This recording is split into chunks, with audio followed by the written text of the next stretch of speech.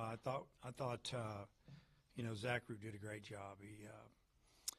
He had his curveball tonight, obviously. I mean, I think at one hitter he threw it 3 times in a row, all in the zone, and fastball was good, low 90s, got up to the mid 90s when he wanted to or needed to, and spotting it up pretty good, busting it in on the right-handers. Didn't get some calls, probably just a ball in or something, but a lot of good misses, and just kind of kept him off balance.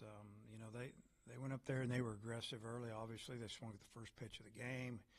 Ball was hit decent to right field, line drive, and you could tell that their plan was to attack and not let him get ahead of them. And I thought he countered by mixing his pitches and keeping him off balance, like I said. And on the offensive end, I thought it was pretty relentless, just fouling off pitch after pitch, especially in the third inning. And got Stone's pitch count up big time. I think he threw in the 70s, 3 innings, 70-some pitches, so they pulled him.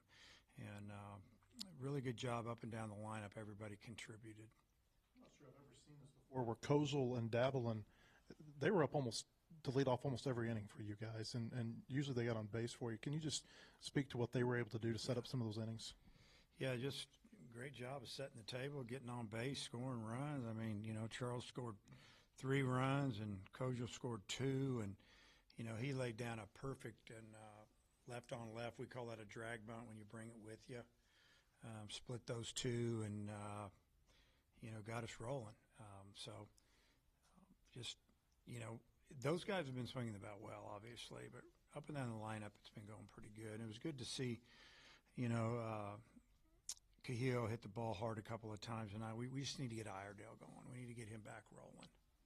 Maxwell's hit more home runs this year than he did, I think, his entire career before coming to you. What's been the difference for him from a power standpoint?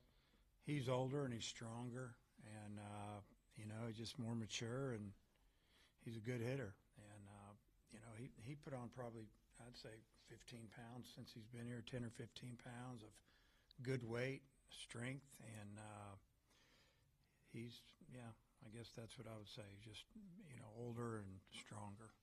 The run rule, it felt like it kind of snuck up on us because it was only about 10 pitches. It felt like you went from up 5 to 10. I wonder how it felt in the dugout.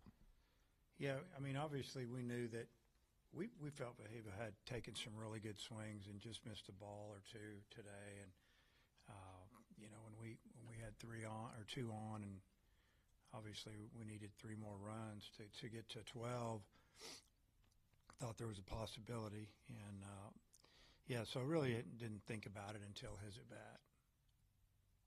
Those back-to-back bases loaded walks in the third. Just talk about how important that was to keep that inning going. 2 really good at bats to guys hitting 4 and 5 in the lineup.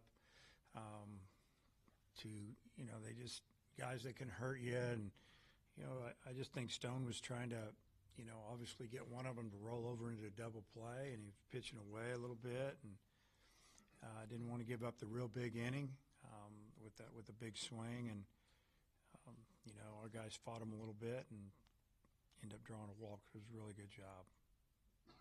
And then I guess Petrie had that first inning double, but not much the rest of the night. Just what's it like when you're dealing with a hitter that has that much talent and MLB prospect? Well, we've been watching him for this is the 3rd year now. I watched him a little bit in the Cape this summer. He's strong. He's got power. He can hit for an average.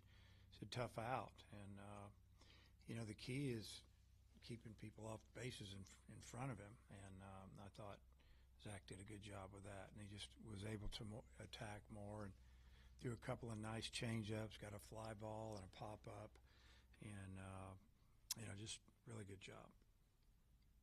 What did Maxwell show you hitting a home run after, I think, getting hit by a pretty painful hit-by pitch time before? Yeah, he got hit in the kneecap, pretty sore. I think it was probably the 3rd or 4th pitch of the at-bat. He got him a fastball, and he didn't miss it. And, it was good to see left on left, him just stay right to it. He's a good hitter. We've got some left-handed hitters that hit lefties pretty good. When it comes to Zach, you moved him up in the rotation. You now have him on Friday, and I know you've probably answered this. I just haven't heard the answer. But what went into the decision to make the switch between him and Gackle? Well, at the time, he was throwing better. You know, he didn't have a great last outing last Friday. Tonight's was a lot better because he commanded everything. But you know, Gage is extremely talented, but he wasn't, you know, having a lot of success. We just felt like we should flip it. Also, when it comes to Zach, I mean, great performance tonight. Had you guys not gotten the run roll, would he have gone back out for one more inning, or, No, he or was was that done. at that point? He was done.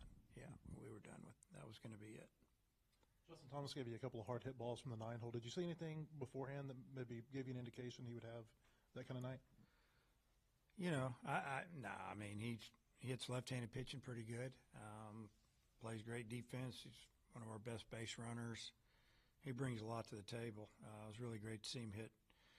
You know, the first hit was a big hit, you know, because we didn't get the run in, and with one out, now there's 2 outs, and he got the big 2-out single that gave us the 1-0 lead there in the bottom of the second, and then, you know, that double there in the bottom of the seventh was a breaking ball, and he hit it extremely hard, and was really good at bat. Just one pitch, but he knew it looked like he knew what he was looking for, and he got it. On the SEC's availability report last night, both of them listed as probable. I know they're both on the roster, but Parker Coyle and Rocco Pepe, is there any injury going on with the two of them? Yeah, that's why. Yeah, that is. No, I don't have to say anything.